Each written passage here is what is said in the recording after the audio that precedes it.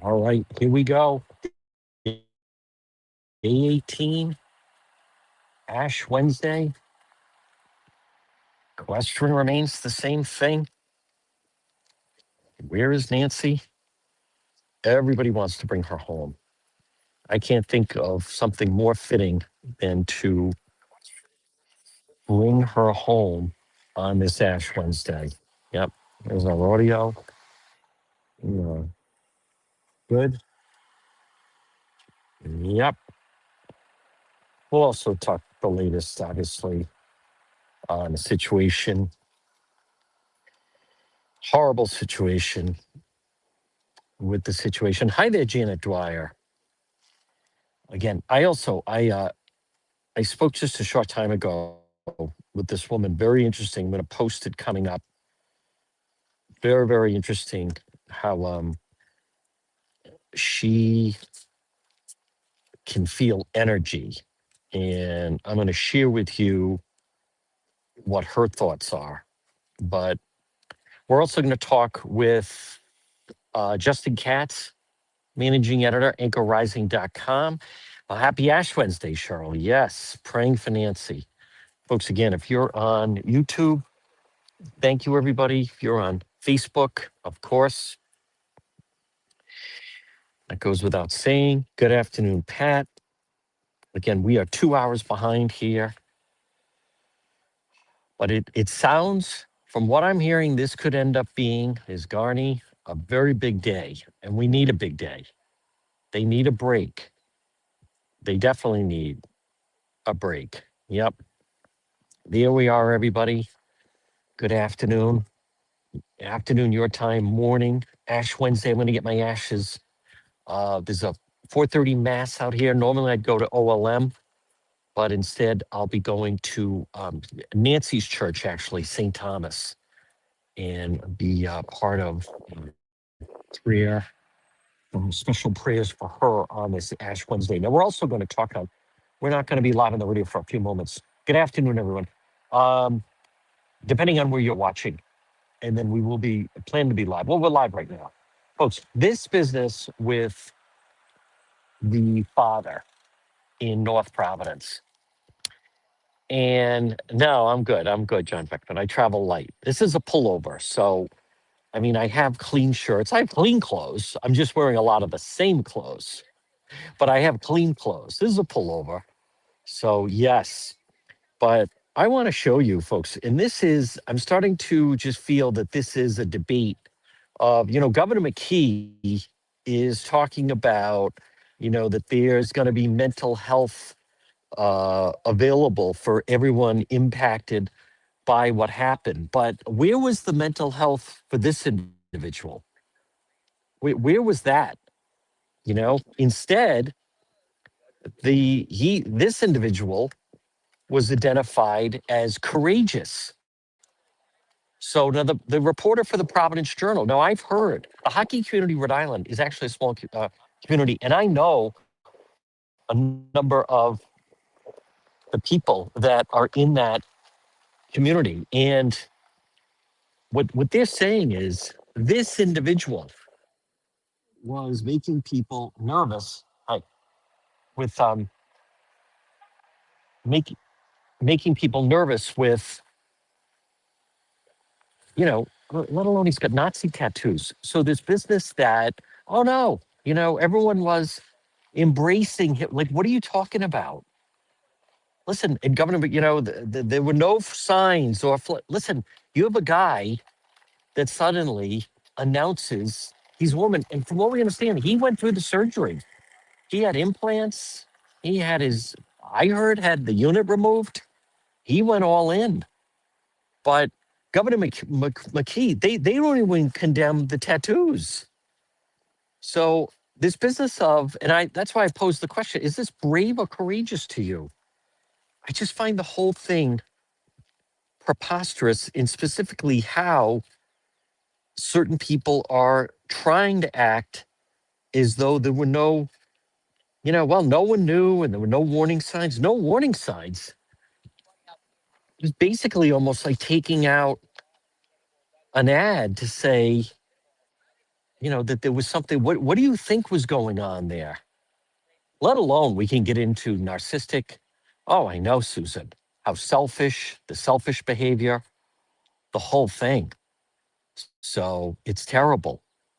But this business, and I also want to mention, and again, we're going to be live on the radio coming up in just about 9 minutes. But I don't understand these people. Like, look at that. I don't know what that means. Stop. What are you talking about? It needs when else are we going to talk about it? They don't know the effects of some of these drugs. This guy was taking, a lot of different things that were going through his system. He was seemingly struggling to begin with. So do you think that helped him and made him better and happier by changing his name and going through the procedure? And the Boston Globe, finally, the Boston Globe is the first mainstream media to say that he was transgender. None of them wanted to say it.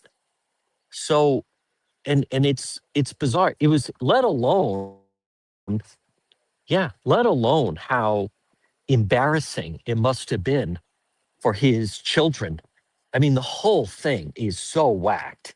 And I can tell you that, and people, are saying, like, don't, I am hearing from people, like, don't show him anymore. Like, what? That's who did it.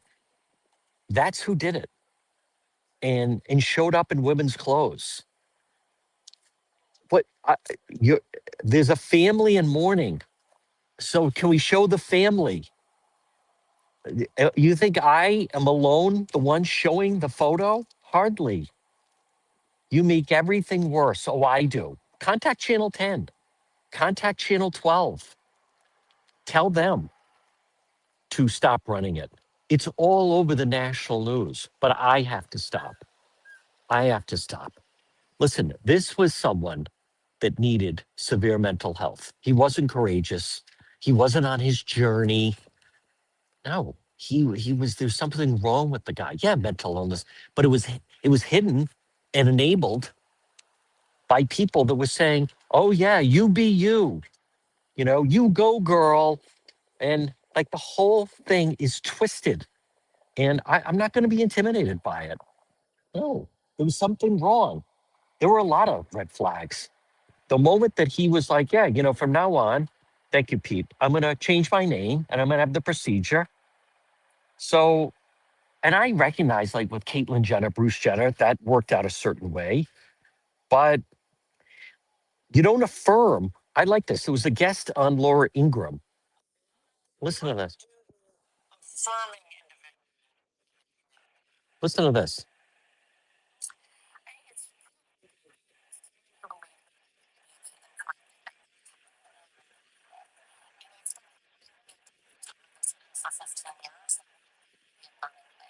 Yep.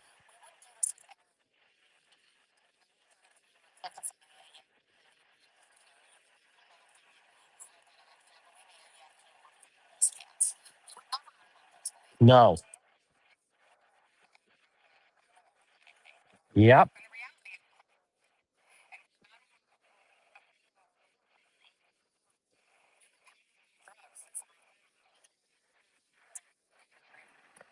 The whole thing of affirming is what they're talking about. Now, the person that just came on, the family of mourning, the family's doing interviews.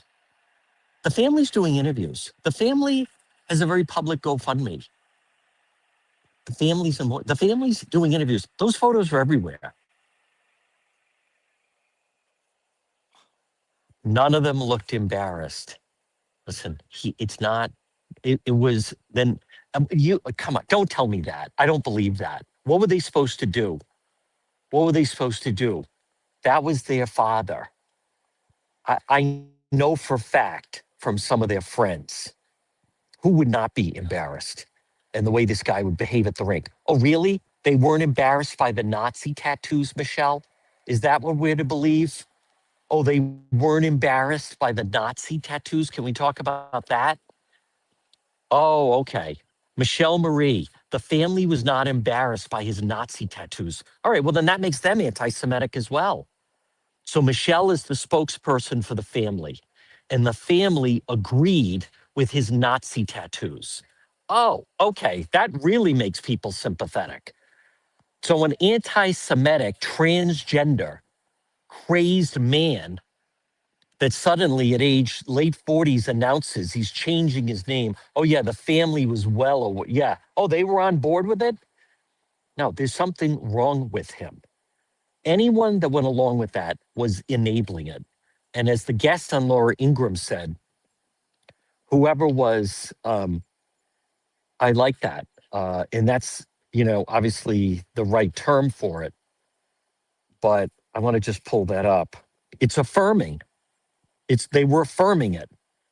And it's not falling on the kids. Hey, the grandfather, he was like, I want this guy out of my, or whoever, I want the pronoun thing out of my house.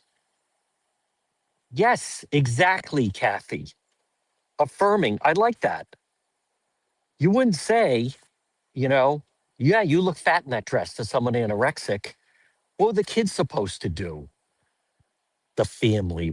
Oh yeah, I'm sure the kids were thrilled. That's not what I hear from their friends. I hear from the friends they were ashamed when he would show up at the rink dressed like that. Who wouldn't be? I'm embarrassed for them looking at him. See, this is the attitude of these people. Good afternoon, everybody. We're going to officially start in 3 minutes. Yes, he had a police record, and the North Providence Police released that stuff. There's information out there. There is information out there. But we're going to talk about, Governor McKee. Yes, you are saying that. You are saying that. So now we know. There's our headline. The family supported him with the Nazi tattoos. Oh, okay. I guess you're really helping them, huh, Michelle? Yeah, flaunting, attention. The wife even said, narcissist behavior. You are. You're saying they were all on board with it. So what else do we do to make of this? All right, I want to show there's some people coming with a sign and hold on. Here we go.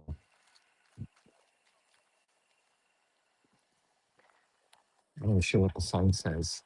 And they're bringing some flowers. We're outside. This is a true victim of Nancy Guthrie. And there's just some neighbors putting up a sign. Yeah. Oh, all right. They drove in from Mesa. Oh, wow. Hold on.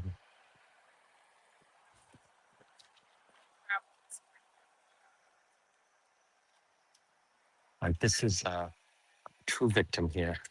And no one saw this coming.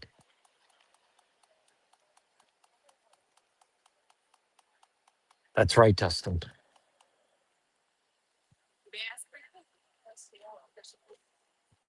Yeah. And it could be. And they don't even know that. They don't know the effect of that. The family was on board with it. Oh, yeah. I'm sure they were thrilled. What were they supposed to do? All right, folks. Right now it is 6 minutes past. And I thought we'd go a little bit closer to the scene. And as a result of that, we are closer to the scene instead of being up the hill. It seemed like a good idea at the time. The Wi-Fi is good here. But at the same token, for those that are watching, I just have to keep my voice somewhat low because a lot of the media have gathered as some people have arrived and they have a sign and flowers. And it's day 18. And the search for Nancy Guthrie continues. Nancy Guthrie, who was planning on going to church, a true victim. So, but I also want to remind you this portion of our program, check out our website, depetro.com, brought to you by the Coesit Inn, 226 Coesit Avenue, West Warwick. Remember what we say, lunch, dinner, drinks in the lounge. They're waiting for you at the Coesit Inn. Now, we're going to talk with Justin Katz, managing editor of anchorrising.com, about some of the local political reaction. Governor McKee is catching a lot of flack for saying that, oh, this is, it's a problem with weapons and it's a problem with guns. And none of the, with the exception of Vic Miller, no one seems to want to address that this was someone who, it is mental illness. And it's the way the media is trying to treat it with kid gloves because, and I'm going to put a warning in the chat. So I want, John, I want the name calling to stop. I normally don't do that, but that should not what it's be about as we're waiting for Justin. Listen, this is for those of you that want to say that, oh, who knew? And the family of the shooters doing interviews and saying he was mentally ill. And we've all seen these photos. And the media wanted to say, well, he had two names. And the Boston Globe is the first local organization to call it what it is, transgender man. And there's a lot of people speculating, and I think rightfully so, that the fact that this is someone who seemed to be struggling and the wife wanted to get divorced and that maybe they should have considered his activity was masked and affirmed by people saying it's so he's being courageous and he's being true to himself. And I know from people in the hockey community that listen, not only were those boys, what are they supposed to do? That is their father. And so of course they have to try to go along, and I'm sure they were told, he just wants to be happy and this other stuff. But no, I think it is really selfish behavior. And the fact for adults to say that there were no warning signs, I think is these people are kidding themselves. This business of that. Okay, now that is making me a little uncomfortable that they're bringing things and then posing for it. So I'm not going to exactly show that. But let me just, we are going to talk to Justin. But listen, I'm going to say, and what I'm saying is not hateful. What I'm saying is most people agree with, and they just don't want to come out and say it. There were red flags. And that guy, there's different times when people change their appearance is when you can tell that they're having some kind of a breakdown, right? Sometimes it could be a guy that suddenly shaves his head, like Robert De Niro in Taxi Driver, or other things like that. Change in appearance, mood, all those things. So when this individual, the shooter, Roberta, as Governor McKee says, make sure you use the right pronouns. The whole thing is a farce. And for the fact the Rhode Island Interscholastic League and that Eric Rube and some of these others saying, oh no, all the families, they were very comfortable around him, really comfortable with a guy dressed as a woman with Nazi tattoos. And the whole reason I'm on this is for someone to be coming in here and saying, well, the family was fully on board, that how about one public official that will call him out for the Nazi tattoos? Can we at least get that and condemn that? What did they think of that? What did they think of the fact? So, and according to Eric Rube of the Journal, which obviously no one's reading anymore, and the Rhode Island Interscholastic League, I have heard from parents, hockey parents, that were complaining about the guy.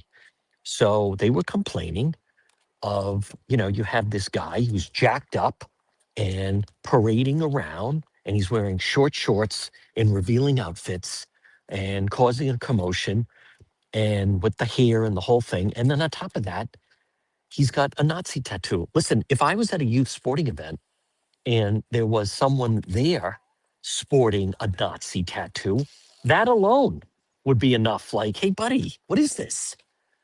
So let's forget about the fact that he apparently went under gender changing surgery, changed the name, growing the hair out, wearing revealing tight outfits, had his package taken off, had implants put on. Let's put all that to the side. If I'm at a sporting event or a youth event and there's some guy walking around in a tank top with Nazi tattoos, I'm saying something, or at least reporting that. So enough of this. Well, who knows? All right. Now, I want to talk with, and we'll do the split screen. So let me flip it back, and then we're going to talk with, because I mean, it's once again, Rhode Island is in the middle of a mass shooting, and nationwide, it's like a laughing stock of people, the whole thing. And joining us right now, folks, he is the managing editor of anchorrising.com, and it is Justin Katz. Justin, first of all, thank you for your flexibility. Let's start off. with just your reaction. We could see it right away. And listen, there's a timestamp on this stuff. Okay, that's one of the things I like about X. And I haven't like jumped up and down, but I was the first one because of my connections and knowing people in the hockey community and parents of saying this guy was known, he was transgender, really problematic at the rink. I posted it. It took the rest of the media were like he has two names and all this other stuff. But I want to hear some of your initial thoughts on the politicians' reaction to the tragedy in Pawtucket. Well, I mean, first of all, it certainly was a tragedy, and I have to send out kudos to the guy who tackled him and Yes, stopped it. And very I much think so. that ties very much into what we're seeing with the news media and the politicians. You imagine there might be a delay in tackling somebody like that just because we're being trained not even to see the freakishness of it. You're supposed to turn away from Yep. some giant guy who looks like a woman. You're supposed to not look, not think about it, and you're seeing that in the news media. I mean, I think of Dan McGowan pretty quickly had a column in the Boston Globe. Now, oh, it's complicated. He didn't even say the guy was trans. It was like halfway through, he goes, you can't blame trans. Like he didn't even say the guy was trans and you can't blame that. It's sort of like he backed into it. Like you already knew that and he wasn't going to say it out loud. That's what I'm talking about. And just a few weeks ago, the Boston Globe had a headline calling Scott Adams, the cartoonist, racist because of something he wrote. That wasn't complicated, but a guy being trans and shooting his family, that's very complicated. And what really bugs me about it is it became clear pretty quickly that the trans was an issue. I mean, Yes. you could put all the domestic abuse, familial disputes. It was a family problem, okay, but at the center of it was this guy changing his gender and insisting his family see him that way. And I Yep. think that's really kind of terrible. And one of the first things I saw actually after the whole thing was House Speaker Shikarchi, probably the top Democrat in the state, put out a statement very quickly, and you kind of have to forgive him for going with the gun violence language because they all have to do that. But then he was one of the first I saw, or maybe the first, saying domestic abuse might have been involved. Like still hypothetical. We don't know any details, but domestic abuse might have been involved. And I read that as a signal to all the politicians and all the news media. This is what we're going with. This is our spin, domestic abuse. And it's just, Yep. it's crazy the way they're phrasing it like that. And what makes it really kind of interesting is in that kind of trans dynamic. Like, who's the abuser? Is it the trans person or is it the family that's rejecting it? Who's the abuser here? And you can tell who they were picking because they were dead naming him. They were and calling him a he. They weren't going with the pronouns. It's Yep. a he, it's a man. So instantly, boom, they snap right into domestic abuse by a middle-aged white man with a gun. I mean, it's kind of terrifying how quickly. And again, it prevents us from understanding it. And I commented to some of the news journalists, they're actively avoiding news. The news that would interest people, sell your papers, get traffic for advertising, and most importantly, help people understand the world they're living in. The news is that this is a transgender shooter, the second in a week in the northern part of our Canada, Rhode Island. So it's a huge thing we're being trained not to see. And that's what I get back to the guy who tackled him. I wonder how many people, you might even see him pull out a gun and your brain's just going, you don't see this guy. You don't see this guy because this is weird. You don't see this guy. That's what we're setting up. And it's very, very dangerous. And it's going to invite more tragedies like this. You're exactly right. And what the media is ignoring is his decision, his announcement, his whatever you want to call it, of transgender. It was the cause of the breakdown of his marriage. The wife initially put that down as the reason for the divorce. On top of that, I've heard and spoken with hockey parents, and they say, we're not talking about someone who would quietly, normally go in. He would make himself the center of attention. He would pace around. He'd be in these tight, weird outfits and with the hair. And what I find remarkable that they're ignoring is he chose to do this act in a very public way. I think the reaction to cancel all the hockey games, it's not like he started firing at players on the ice. Could he? Many times we've talked about when there's like a murder suicide, but no, not this person. They want to be on display. They, make themselves the center of attention at the gym. So even when he's doing this violent act where he's basically destroying his family, he has to do it publicly so he can be the center of attention in that way. Yeah, and you mentioned that how it was definitely in public like that. Uh, some of the other news reporting I see, I think it might have been Alexa Gagos at the Boston Globe again, was uh, in a spray of bullets. The wife and son were killed, as if he just started shooting and they happened to be there. I mean, the No. passiveness of the language and Yeah. all of that, it's just astonishing. And it's like you see this in the news. I've been writing about media bias for 20 something years, back when we used to actually debate if it was real, and now but it's still, when you see it up close like this, journalists and generally respect, just completely falling in line with the domestic abuse line, hiding the fact that he was trans. Oh, it's complicated, all that. So when you see it, it's people, it really starts to get startling, because it makes you think, what are they really not seeing reality? And if so, who can I trust to report it? Other than John DePietro, of course. Even the New York Times he apparently had two names. Now, Justin, you and I have talked about the whole business of Governor McKee having the press conference when there was that situation at the Red Ink on Camp Street and them banging on the windows. Now, this guy had huge Nazi tattoos on his arms. At the very least, you would think Governor McKee and some of these public officials or someone would have said, hey, listen, you can't come in here with this. Like, they're not even condemning that. But I want to get back to the core of this, which is, let's just say, as he's approaching 50, he develops a drug problem. Well, then he'd be encouraged to, go into rehab. If he developed an alcohol problem, something like that. With this particular issue, instead of someone saying, boy, I think he's really struggling and having trouble, instead, it was embraced. He's on his journey, much like you and I have talked about Reverend Anderson, where they're still doing, head of the progressive. No one stops to say, hey, wait a minute. This is like, what is this? Someone at that age that suddenly is announcing that they're a female. And this particular individual, we don't know the effects that the drugs had. Yeah, certainly, and I wrote about this on Anchor Rising with Republican Representative Marie Hopkins had a pretty good statement out about it. But one thing that caught my attention was, she said, if you're having these feelings, or people should be encouraged to seek help and get counseling. And it strikes me that that's part of the problem here. If a person Yes. like this goes to get counseling, they're more likely to be encouraged and told you're the hero, and get the impression that they're the victim if their family isn't accepting them. Instead of, maybe at your age with 6 children, you're going through something strange and we should try to resolve that first. Instead, it's encouragement. It's, you're the victim. Let's get you on drugs. That's really kind of the core of the problem, is we are inviting this demon into our society, and our normal Yes. channels for helping people who need help route right back into it. And we see this Yep. in schools with state and local policies that require even lying to parents about it. We see it all throughout our society. And it's in retrospect, in 20 years, it's going to be one of those things we look back on, like lobotomies and stuff, where we say, what were these people thinking? And of course, they'll probably all deny it at that point, just like they deny COVID. Yep. But that's where we're going with this. It's just madness.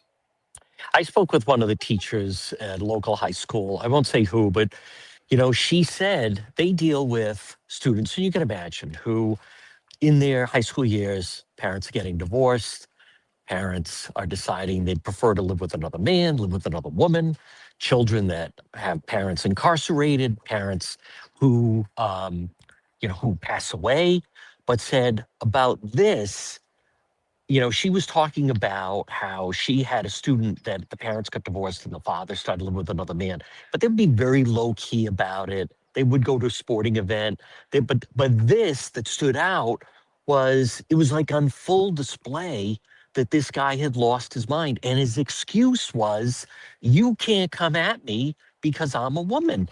And it kind of, as I mentioned, the guest on Laura Ingraham, that was being affirmed in the LGBT community of, hey, you be you and go girl. One other thing I want to mention about Reverend Anderson, and even Bruce Jenner for that matter, is I have not heard that they actually went through, surgery and took medication, drugs, whatever you want to call it. But from what I understand, this individual, he went all in.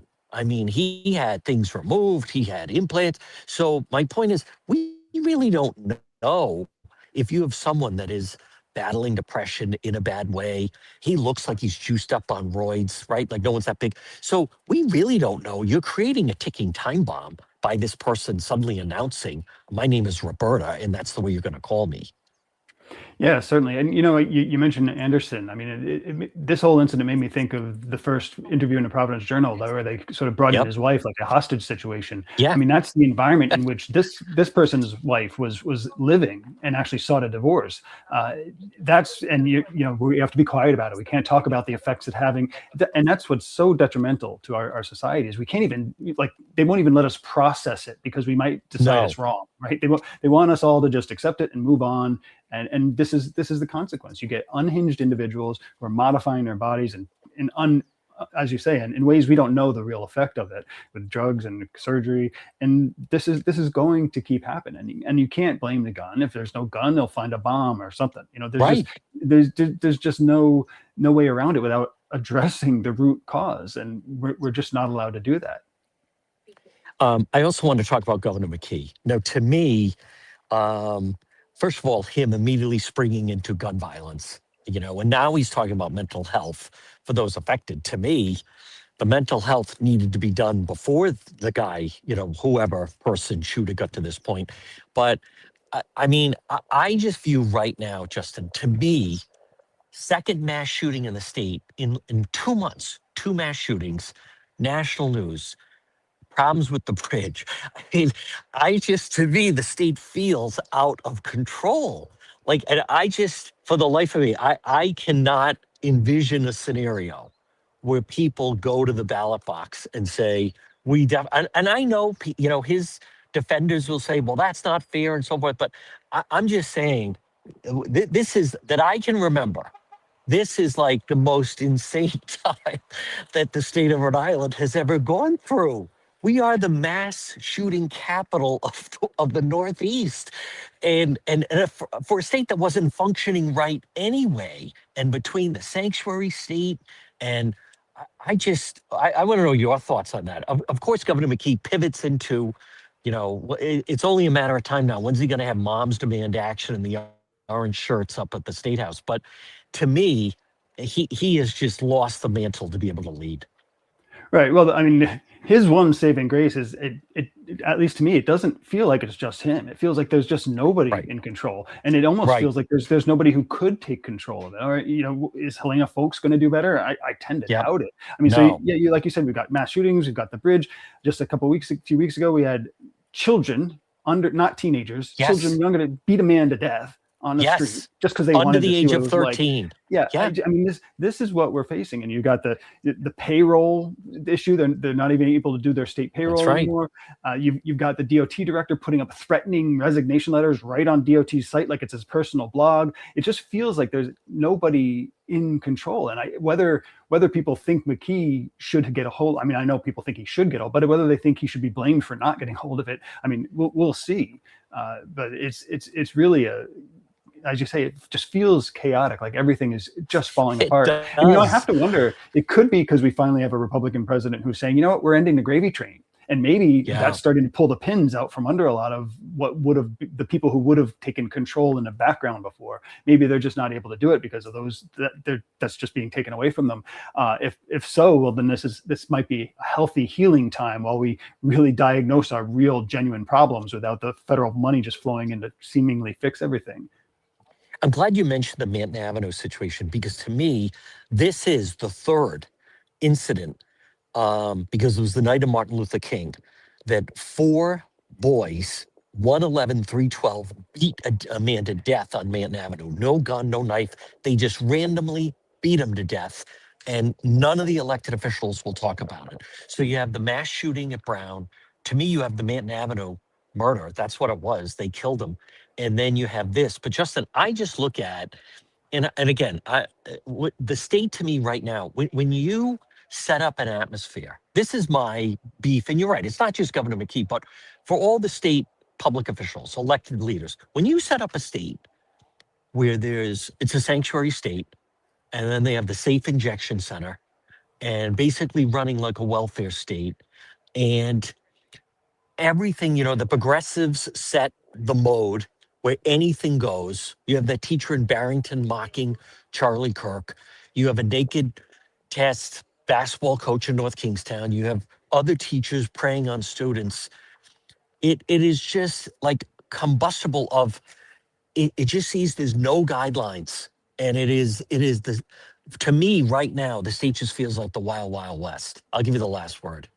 Yeah, well, I mean, absolutely, and it's only a matter of time until a lot of the other time bombs start going off, like the illegal immigration. There's something there. Either it's going to Yeah. be a violence thing, or we're going to discover we put Minnesota to shame with the fraud in our state. I mean, something like that's gonna come. And I will say there is one whole area where the state's still very tightly under control, and that's letting people disagree. You're just not allowed to disagree. Conservatives, you're not mentioned. Republicans, Yeah. not mentioned. They're still going after Mike Chippendale, minority leader Yeah. in the House, because his statement was nuanced about this. It wasn't rah rah, domestic violence from a middle aged white guy.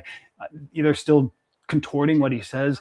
That they're very very interested in still keeping their grip on that. But other than that, yeah, you're right. It's falling apart, and it's going to keep falling apart. People, I mean, Yeah. unless we figure out how to route out the problem. Which to me, I still some days I'm amazed to think that Patrick Crowley is running the entire union scene, Yes. which means he's running the state. To me, Yep.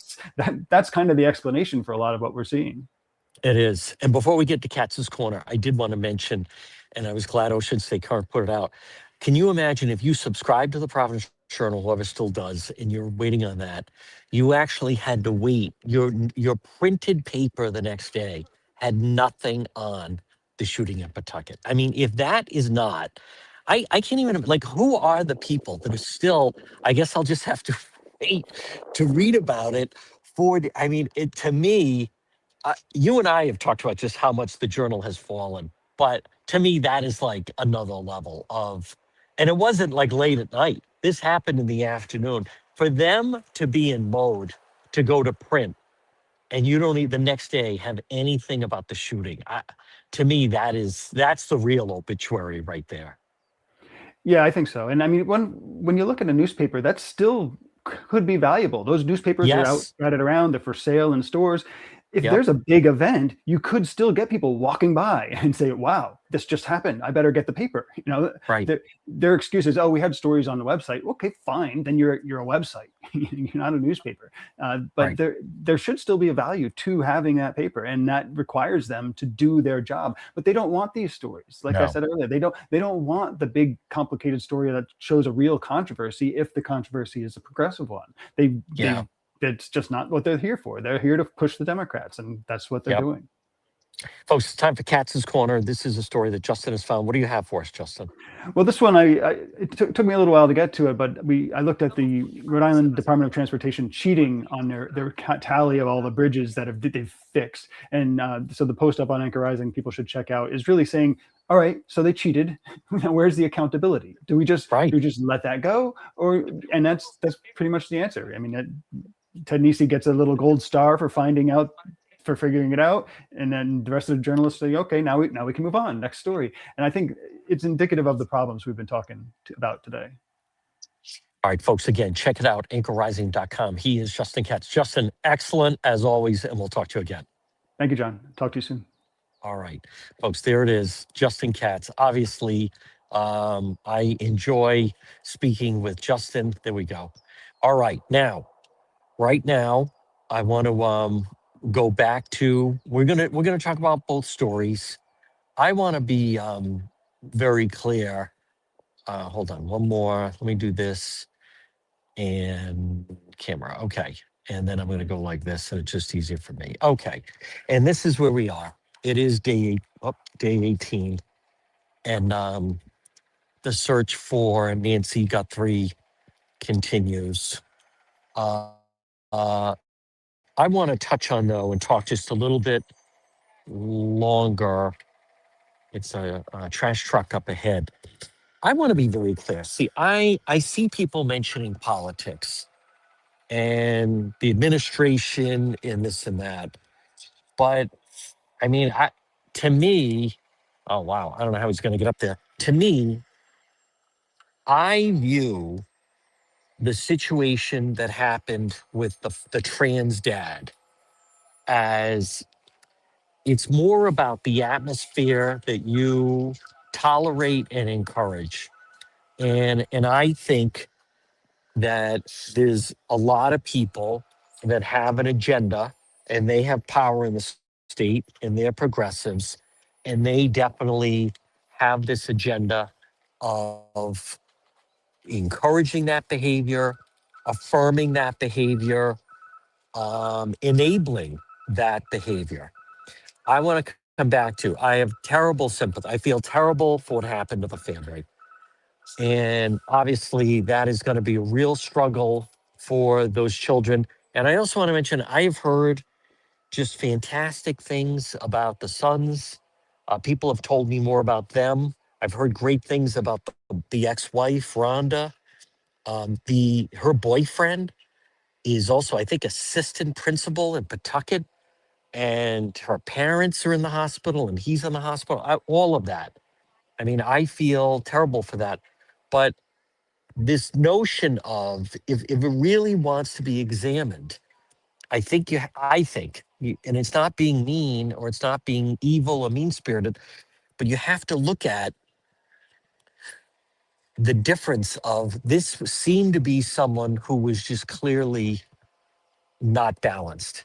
And for this individual, however that was decided, to go down the path and announcing that he is now no longer Robert, he's Roberta, and the surgery and the whole thing, it is just, and then like none of the behavior m- makes sense.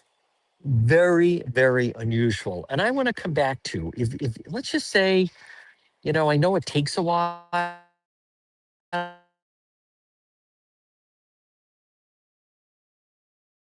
but you're and he's dressed like a woman and he says from oh this is my name, again, you want to be polite. It's none of your business. But this seemed to be someone who was really screaming for attention and really putting his family through a lot.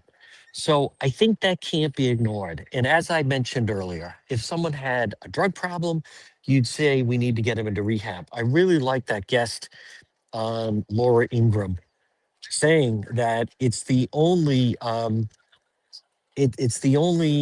whatever you want to call it disease that it's affirmed. You wouldn't say to an alcoholic, no, I don't think you have a drinking problem. You wouldn't say to someone anorexic that yeah, you do kind of look fat in that. You wouldn't do those things. So why does someone say, oh, okay, oh, is that what you're trained, like it's oh, okay, so you were always a woman and now you're going to be a woman, like it's just so bizarre. And on top of that, I don't blame the wife of that. You don't, someone who's schizophrenic, you don't tell them that they're fine or anorexic. It is affirming.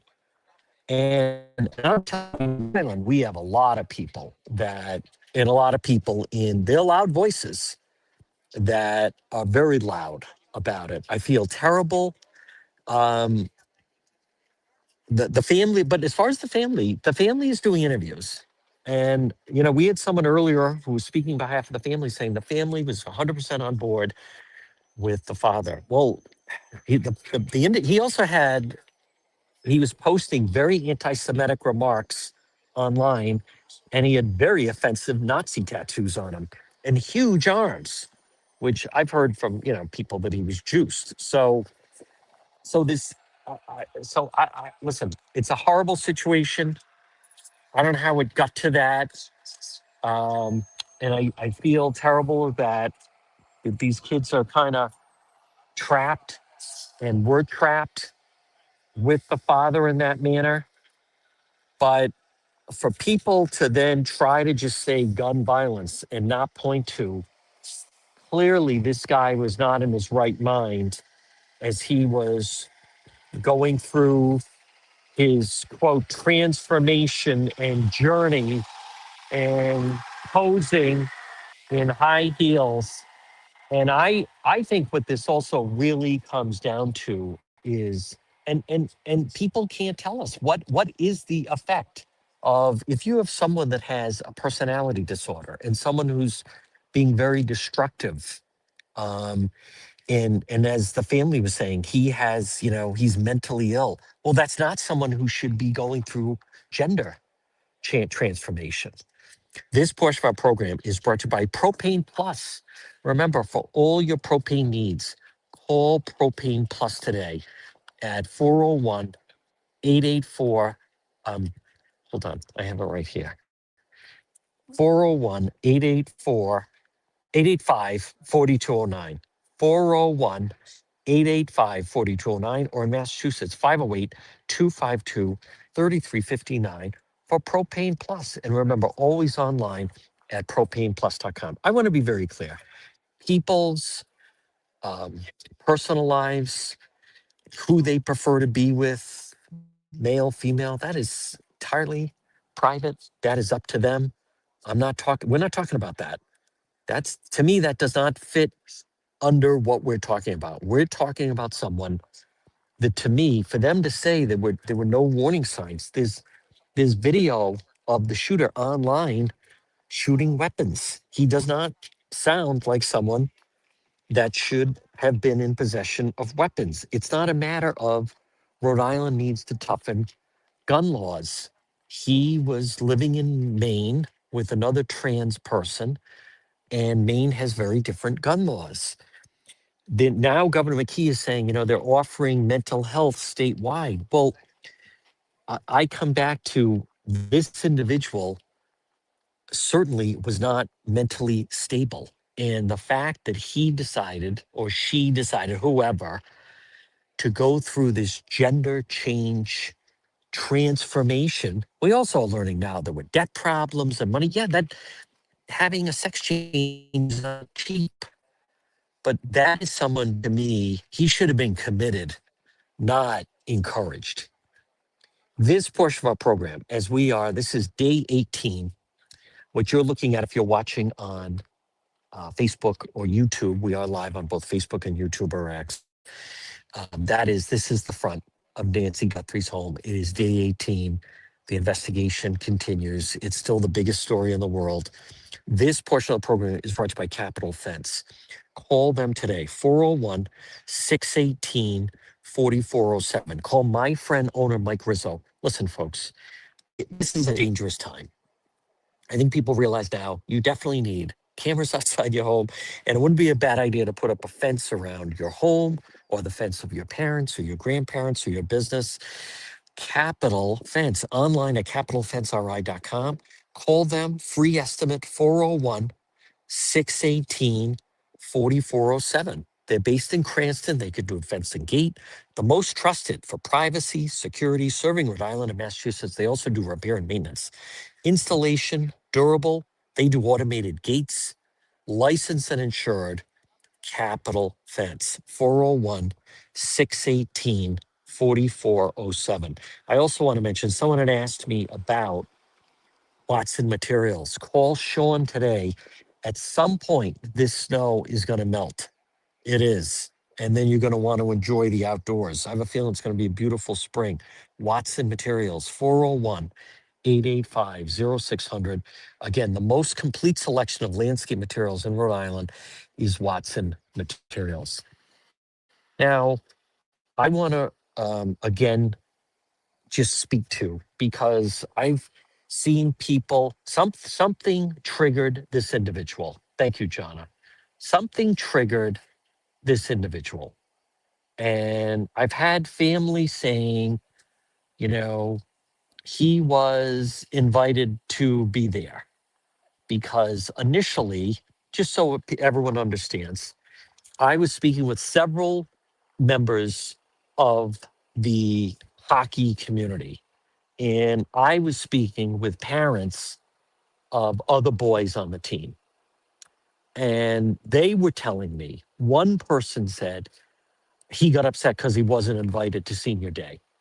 But, and then the police came out and said it was a family dispute. So I don't know if we're ever going to fully know, but he wasn't sitting with them, and he was dressed as a woman. And then he came.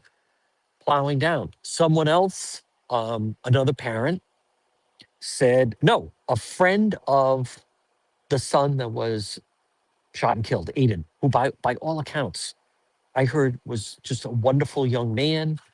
He um, he died a hero, the son that was killed. Math genius, engineer, engaged, sitting with his fiance, supposed to be getting married this summer. And he was jumping in front to try to protect the mother. He was unable to, but a good friend said that he would get embarrassed when the father would pick him up at the ring, because the father wasn't just, hey, I'm a woman now. He wanted everyone to know that he was going to be a woman. So this person said that the boys started to refer to the mother's boyfriend as their stepdad. And someone else said, I think they were going to get married. I don't know. Maybe they weren't going to get married. I don't want to get bogged down on that. I feel terrible for the family. The family's doing interviews. The family feels, uh, he was invited. Now we had someone in here saying, oh, the family thought it was wonderful that he had gone through that. If that's the way they feel, fine. But between the surgery and the tattoos and just his social media presence comes off like a maniac. And he's putting very threatening things on social media. So to me, in for a penny, in for a pound. If the family says it wasn't a problem, we were fully on board. We I don't view this, I want to be very clear. I don't view this as a political thing. I've seen people saying, oh, he was in Trump support. Like this, I don't know what his views were, what his deal was, or her, whatever. But I feel terrible for the ex-wife. Rhonda lost her life. I feel terrible for her parents. I feel terrible for the children that had to live through this. It was so selfish and egomaniac. The fact that they, I don't blame the grandfather, the wife's father, saying, you're not living in this house pretending you're like, it's just crazy. But there are these people out there that enable and encourage this. I'm not saying that to me, it doesn't mean that they're all violent, meaning trans. It doesn't mean that in any way. I'm not saying that. But what I am saying is it is an unknown. And I think this is fair, but the family doesn't have answers. It's an unknown as to what exactly the effects on the body are when you're that age and then you're taking the medication for your journey and transformation. Because Reverend Anderson, he just grew his hair long and changed his name. But this guy went all, whatever. The shooter went all in. I don't think they know that. And he looks like someone that's using roids. I mean, he's huge. So you don't, and then you have roid rage that comes in. So this whole business where they jump to guns, there was something wrong with this individual. And to me, he definitely should not have gone down the path of the gender change. And the people that were encouraging that, they may not have realized it, but to me, that it's like a mask. It's not solving the problem. It's not helping the person. It sure sounds as though it made the situation worse. As far as the social, you go look at the social media, comes off as unhinged. And the anti-Semitic stuff and the tattoos and this I'm sorry. I refuse to accept the narrative of he was this great guy. There's a quote, I think, in the Boston Globe. He was a great dad and a great guy. If he was a great guy and a great dad, he wouldn't have been doing those things. Right. Plus the roids, which, throws you off anyway. Folks, this portion of our program, I want to remind you about Serve Pro. Serve Pro of Providence. Now, if you have a flood or if you have fire damage or water damage, Serve Pro of Providence. Call them 401 941 5500. Fire, water damage, they're fast, they're professional, they're available 24/7. It's Serve Pro of Providence. Call them today, 401 941 5500. When disaster strikes, Serve Pro of Providence. There is another person approaching with some flowers. Again, this is day 18, the search for Nancy Guthrie. I am telling you, as someone that follows some of these investigations, they don't have it. They don't know who did it. They, I just don't think they have, I don't think they have someone on their radar. Um, I think this is a delicate time in the investigation for where this is going to go. Now, I know they are combing gun stores and they're trying to see, from what I understand, they really feel is it possible that they're going to be able to track the holster that he has in front. And I think that's, interesting between that. And then they're trying to go on Google to see if they can pull video up from that. And this is not easy. This is, as they say, they are really uh, going door to door, trying to figure this out. Here's more flowers being delivered. They're trying to figure this out. Um, I don't. I know they just don't have a handle on it. This is. I want to go back. I'm not convinced that the ransom was valid. I'm not convinced of that. Um, from the very beginning, there's speculation here that is it possible that they hit the wrong house? I have no idea. But there are people saying, is it possible in the dark they hit the wrong house? I'm hearing that the back door was unlocked. That's odd. Um, if that's true, I don't know if that's true. That is not been released by the police, although the police said that they haven't said if it was one way or the other, whether or not it was forced entry. But I can tell you that, who knew that an 84-year-old woman lives at this address with no alarm system, no dog.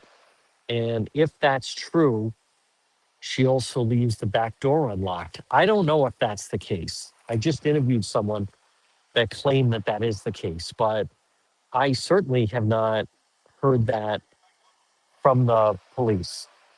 So I've not heard that from the police, but that is someone that has been following it and is in the general area. So, but right now, as we speak, now they are also waiting for some of the DNA tests to come back. The media is still here strong. The media has not left. The media is still here in force. Ma'am, excuse me, ma'am. They're trying to get by. So they just want to block the traffic. Um, they are really looking for a break in the case because right now they just don't have it. And when you're talking about going through Walmart clothing and when you're talking about they're trying to find the holster that the person in the photo was wearing, that is that's again, I know they're doing everything they can. It's as I've said, this is not an easy case. This is a difficult case. Like we've talked about, everything's not a movie. Everything's not a TV show. This is a real life mystery. It is still the biggest story. And it is as if this woman vanished. And if she didn't vanish, then They don't know. I'm telling you, they don't have a handle on what happened to her. They don't. And what also I want to mention that they cannot figure out is how did somebody get up here with a vehicle? And how did they escape out of here? It would have to be that they shut their phones off. And if they didn't have their phones on, because then if there was nothing pinging a phone, then how did they know the right address? With the Brown University situation, as soon as they identified the car, that everything went 0 to 60 as soon as they identified the car. With Nancy Guthrie, I am telling you, they cannot figure out how would someone drive up here, come to this house, get in there, because the person at the front, they believe someone was letting them in. That's what I've heard. That seems to be a working theory. There is speculation now. Is it possible that they hit the wrong house? They were expecting a robbery. They go in, something happened. Now they have her, and now they just get out of here. I don't know. I received an email from Karen asking about who is it that I mentioned for options for daycare. Kids Club on the Pike. Give them a call today, 401 443 5336. 401 443 5336. Kids Club on the Pike. Now they're located right on Plainfield Pike on the Cranston Johnston line.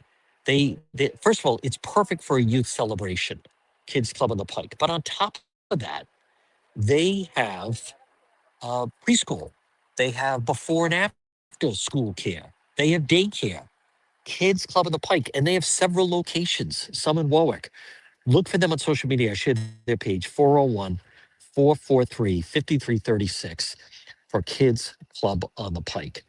So, just as far as the situation involving the shooter and the story out of Pawtucket, obviously, we definitely want, um,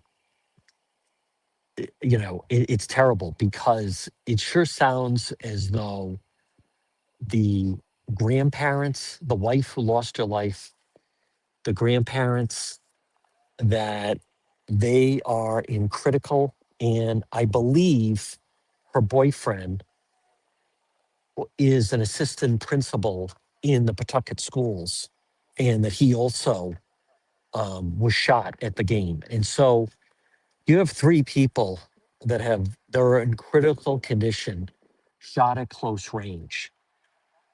I admit, there's an onslaught. There's a lot of national media. People need to understand, and I've had um, people, with the family, related to the family, connected to the family, talking. No one should be talking about it. Everyone should stop posting the pictures. Listen, it's an unusual story. I think it's gonna start to die down. I'm gonna tell you, for me, it's gonna start to die down. Never mind that. I'm out here in Tucson, Catalina foothills on the Nancy Guthrie story. But to be very clear, I feel terrible for I've heard just great things about the son that lost his life, Eden, and then his brothers on the ice, and the mother and the grandparents. It should have been a beautiful afternoon. And from what I understand and talking to different hockey people, these guys, they were good players. So, but the whole thing is just, I feel terrible that they had to deal with the insanity that they had to deal with, because it is. And we had someone earlier saying the family was fully on board with this. I don't like, I find that extremely difficult to believe. And if you want to say that, whoever that person was, Marie, someone,